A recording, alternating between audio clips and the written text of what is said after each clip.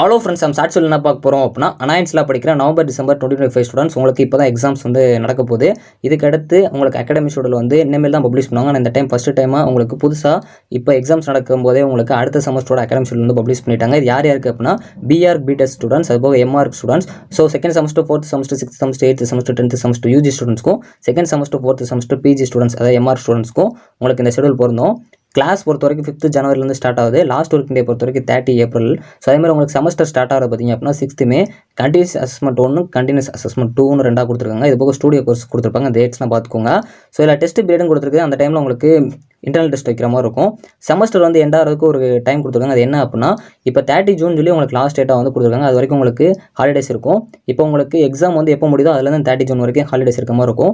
ஒரு எக்ஸாம்பிளுக்கு ஜூன் 20 உங்களுக்கு எக்ஸாம் முடியுது அப்படின்னா பேலன்ஸ் இருக்க 10 டேஸ் வந்து உங்களுக்கு லீவாக இருக்கும். உங்களுக்கு ஜூன் 22 எக்ஸாம் முடியுது அப்படின்னா மீதி இருக்க 8 நாள் லீவாக இருக்கும். உங்களுக்கு ஜூன் 10 முடியுது அப்படின்னா உங்களுக்கு மீதி இருக்க 20 டேஸ் லீவாக இருக்கும். அந்த மாதிரி சொல்லியிருக்காங்க. ஸ்டாஃப் பொறுத்த வரைக்கும் 15 மேலேருந்து 30 ஜூன் வரைக்கும் ஹாலிடேஸாக இருக்கும். நெக்ஸ்ட் செமஸ்டர் அதாவது நவம்பர் டிசம்பர் 2026 அந்த ரீஓப்பனிங் ஸ்டார்ட் ஆன டேட்டும் உங்களுக்கு சொல்லிட்டாங்க. ஸோ அது எப்போ அப்படின்னா 1 ஜூலை. ஸோ ஓவராலாக இந்த ஷெட்யூல் பற்றி நீங்கள் என்ன நினைக்கிறீங்க அப்படிங்கிற மறக்காம கமெண்ட் பண்ணுங்கள். தேங்க்ஸ் ஃபார் வாட்சிங்.